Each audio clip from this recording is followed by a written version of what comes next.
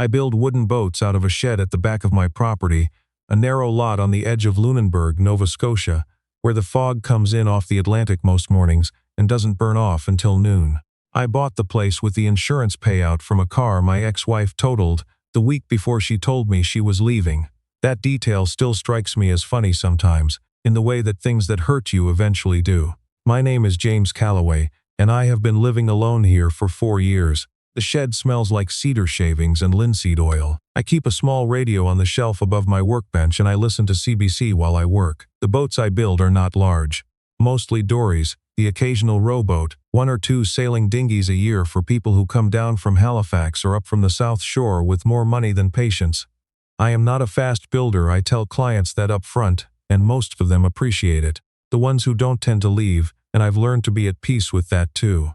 My ex-wife's name is Renee. We were married for 6 years. We did not have children, which I think was the thing that finally made the space between us impossible to ignore.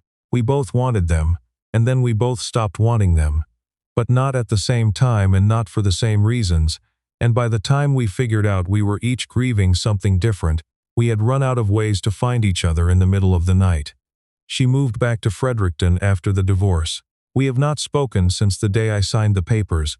Renee had a younger sister named Fiona. Fiona was quieter than Renee, darker in her humor, the kind of person who would sit at a dinner table and say almost nothing for an hour, and then make one observation so precise that everyone would go quiet. I always liked her. I liked her in the way you like someone, when you know it doesn't matter, when the context makes it impossible, and you don't let yourself think about it too long. She came to our wedding and sat in the 3rd row on the bride's side, and when I looked out at the guests during the ceremony, she was the only one not smiling. I thought about that later, after everything fell apart, and I decided she just wasn't the kind of person who performed emotions she wasn't sure she felt. I hadn't seen Fiona in close to 3 years when she showed up at my gate on a Tuesday afternoon in October. I heard the cab pull up before I heard anything else. The shed door was open and I was fitting a plank to the hull of a dory I'd been working on for 6 weeks. The sound of a car stopping on gravel carries differently than one just passing, and I looked up. I wiped my hands on a rag and walked around to the front of the house. Fiona was standing at the gate with a single rolling suitcase and a canvas bag over her shoulder. She was wearing a dark green jacket I didn't recognize, and her hair was shorter than I remembered. She looked like someone who had slept badly on a bus. I said her name before I could stop myself. She looked at me the way people look at you when they've been rehearsing something and then forget the first line. She said, "I'm sorry to just show up like this. I didn't know who else to call." I opened the gate. I made tea because it was the first thing I could think of.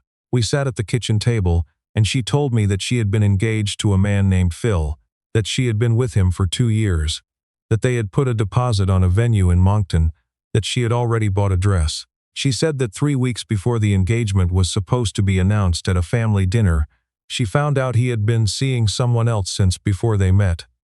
She said it quietly, the way people tell you things they've already processed enough to summarize. She wasn't crying. She looked more tired than sad. I asked where she was living. She said she had been subletting a place in Moncton from a friend of Phil's, and that she'd had to leave it, and that she'd moved back to her parents' place in Fredericton for a month before she realized she couldn't be there anymore. She said it wasn't her parents' fault. She just needed to be somewhere that didn't feel like a waiting room. I didn't ask her why she'd chosen my gate. I think I knew and I think she knew I knew, and bringing it up would have made it strange. Instead, I showed her the spare room, which I use mostly to store lumber and boxes I haven't opened since the move. I cleared a path to the bed and found a set of sheets in the closet, and she said thank you, and that she'd only stay a few days. That was the beginning of October. By the 2nd week, she had found the broom and swept the front steps without being asked. She started making coffee in the mornings and leaving a cup on the workbench outside my shed with a piece of cloth over the top to keep it warm. I never asked her to do that. I didn't know how to tell her what it meant to me to walk out of the shed at 8:30 and find it there.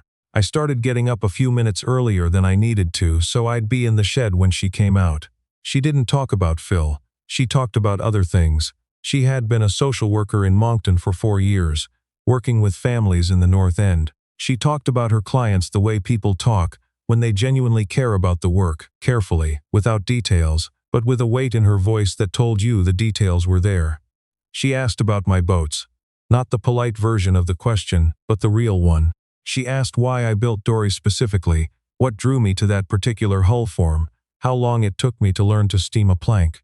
I found myself talking about it longer than I usually would, pulling out drawings I hadn't showed anyone, explaining things I'd stopped trying to explain, because most people's eyes went flat after the first few minutes. Hers didn't. One afternoon she came out to the shed while I was sanding the interior of the hull and just sat on an upturned crate and watched. She didn't say anything for a long time. Then she said, "There's something meditative about watching someone do something they actually know how to do." I kept sanding. I said, "You can sand too if you want." She picked up a piece of 120 grit and started on the opposite side. We worked like that for almost an hour without talking. The radio played something I didn't recognize. The fog had come back in, and the light through the shed windows was gray and even. I remember thinking it was one of the better hours I'd had in a long time, which was such a simple thought that it surprised me. I didn't let myself turn it into more than that. She was Renee's sister. She was recovering from something. She was staying in my spare room out of necessity, and I was a convenient stopgap between her old life and whatever came next. I told myself these things the way you repeat a measurement before you make a cut. Firmly, carefully, because if you get it wrong the whole thing is ruined. But she stayed through October, and then she called a friend in Lunenburg who worked at a community services office, and the friend mentioned there was a contract position opening up. A temporary role covering maternity leave, local family services. She told me about it over dinner one night, and I said that sounded like something she'd be good at. She said she wasn't sure she was ready to start over somewhere new. I said she'd already started, which I hadn't planned to say, and she was quiet for a moment and then said, "I guess I have." She applied. She got the interview. The night before the interview she stayed up late at the kitchen table going through her notes, and I sat across from her and pretended to read a book. At around 11 she closed her folder and looked at me and asked if I thought it was strange that she was still here. I put the book down. I told her no. She asked what I actually thought about the whole situation.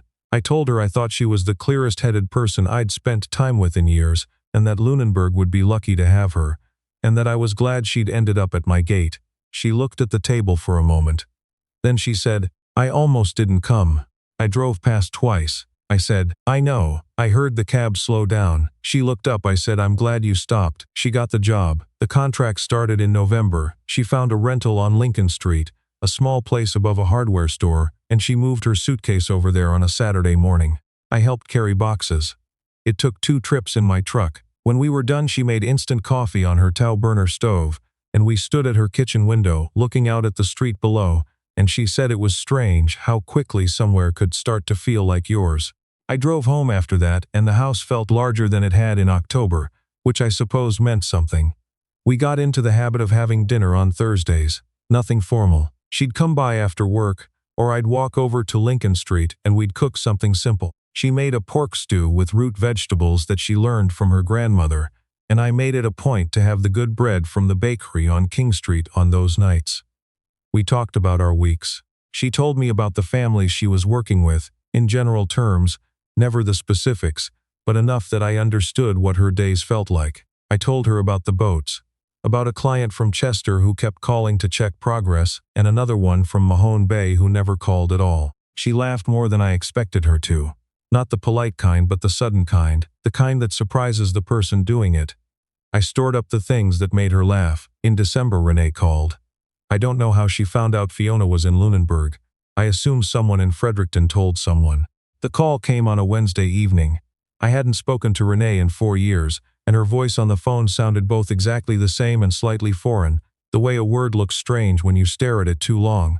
She was not unkind. She was careful. She said she'd heard Fiona was working in Lunenburg, and that she understood that was near me, and she just wanted to say that she thought it was important for Fiona to focus on rebuilding her own life right now, and that she hoped no one was taking advantage of a difficult situation. I let her finish. Then I said I thought Fiona was doing exactly that, rebuilding her own life, and that she seemed to be doing it quite well. There was a pause. Renee said she just wanted to make sure everyone was being thoughtful. I said I thought we were. She said goodbye. I put the phone down and stood in the kitchen for a minute. Outside the harbor was dark and the lights from the buildings on the waterfront made long lines on the water. I thought about calling Fiona and then decided not to. It wasn't my conversation to have for her. I didn't hear from Renee again, but I didn't tell Fiona about the call right away. And that was a mistake. I told her at dinner about a week later, not planning to, just reaching a point in the evening where keeping it felt like holding something heavy for no reason. She was quiet when I told her. Not upset at me, or not only at me, more like she was sitting with something she already knew was possible. She said, "Did she ask you to tell me to leave?" I said no. She said, "Did any part of you want to?" I said, "No, I should have told Butch sooner, that's the part I got wrong." She nodded. She picked up her fork. After a moment she said, "Renee has always had a way of making her concern sound like a claim." She said it without bitterness, the way you say something true that you've had a long time to understand. Then she said, "Thank you for telling me." We finished dinner. We washed the dishes together. Nothing else was said about it. January came. The boats slowed down because they always slow down in January, and I used the time to do maintenance work on the shed. Replace some siding, sharpen tools, go through inventory. Fiona and I still had Thursdays. One evening she brought a friend from work named Deb, a woman in her 50s who had grown up in Lunenburg and knew everyone. Deb talked for most of the evening and laughed at her own stories before she finished them and left at 9 o'clock, saying she was terrible at staying up late. After she left, Fiona and I sat at the table and didn't say anything for a moment. I said, "I like her." Fiona said she wanted to come tonight to see if you were real. I looked at her. She said, "I've mentioned you." I didn't know what to do with that, so I said, "Good things, I hope." She said, "Accurate things." That was the closest we came to saying anything directly for several more weeks, but something shifted after that. Not dramatically, just a slight change in the angle of things, the way you notice a room is warmer before you notice anyone turned on the heat. In February she came by on a night that wasn't Thursday. There was a snowstorm, the kind that comes off the water and makes the whole town quiet in an hour. She knocked at 7 in the evening with a bottle of wine and a container of leftover stew and said she hadn't wanted to be alone in a storm. I said that was the best reason to knock on anyone's door. She came in. I found 2 glasses, the power flickered once and didn't go out. We sat on the couch with the wine and the stew she reheated on the stove, and we watched the snow come sideways past the window. At some point she had moved from one end of the couch to the other, or I had, and our shoulders were touching. Neither of us mentioned it. She told me something she said she hadn't told many people, that when she was 17 she had wanted to study marine biology, that she had spent a summer on Cape Breton working as a volunteer at a small environmental station, that she still thought about the water the way she'd thought about it then, like it was a separate world that she'd been briefly allowed into. I told her I thought that was why she'd been drawn to the boats. She said maybe. She said she thought it was probably also just an excuse to spend time in the shed. I told her she didn't need an excuse. She turned her head and looked at me, and there was a moment where the whole thing was very simple and very clear, and I said, "I don't want you to feel like you have to navigate this carefully. I just want to say that I'm glad you're here, that I've been glad since October." She said, "I know." I said, "Okay." She said, "James." I said, "Yeah." She said, "I drove past your gate twice because I was afraid you'd turn me away, and then I was afraid you wouldn't. I didn't know which one scared me more." I said I thought I understood that. She said, "I think I've been in the right place for a while. I just needed the rest of it to stop being so loud." I didn't say anything. I put my hand over hers on the couch. She didn't pull away. Outside, the snow kept coming in off the water and the town was very quiet. We stayed like that for a long time. The contract finished in the spring. She was offered an extension and she took it. The following September she moved out of Lincoln Street and into the house on the Lunenburg lot, into the room that was no longer full of lumber, into a life that was now, by then, honestly, both of ours. We were married the next June on a small headland overlooking the South Shore, with a handful of people we actually wanted there. Deb cried before the ceremony started and then denied it. The weather was the kind Nova Scotia occasionally produces, as though apologizing for November. Clear and warm with a wind off the water that smelled like salt and cut grass. A colleague of mine made a small wooden box for the rings because that's the kind of place Lunenburg is. Fiona wore something simple that she'd found in a shop in Halifax and said nothing about it until the morning of the wedding when she put it on, and I saw her come down the stairs and understood immediately that some things don't need commentary. 2 years after that, our daughter was born. We named her Ruth. She is 18 months old now and she has her mother's eyes and my stubbornness, which Fiona says is already a dangerous combination. Ruth likes the shed. She likes the smell of it, I think. Cedar and oil and sawdust. And on weekend mornings, I sometimes carry her out there while Fiona sleeps in and let her sit on the workbench and watch me work.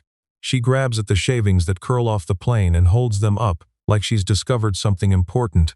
Maybe she has. Last autumn I finished a sailing dinghy for a family in Chester and delivered it on a Saturday morning in September. On the way home I stopped at the bakery on King Street out of habit and bought the good bread. When I got home, Fiona was on the back step with coffee, watching a gray jay that had landed on the fence. I set the bread on the step beside her, and she reached over and took my hand without looking away from the bird. The fog was already burning off the harbor. The light was the color that October light gets here, low and amber, the kind that makes ordinary things look briefly like they matter. I thought about the Tuesday afternoon 4 years ago when a cab had slowed in front of my gate and then stopped. I thought about how close it had been, how she had almost kept driving, how I had almost not gone to the gate. Some things hold. You find that out only after.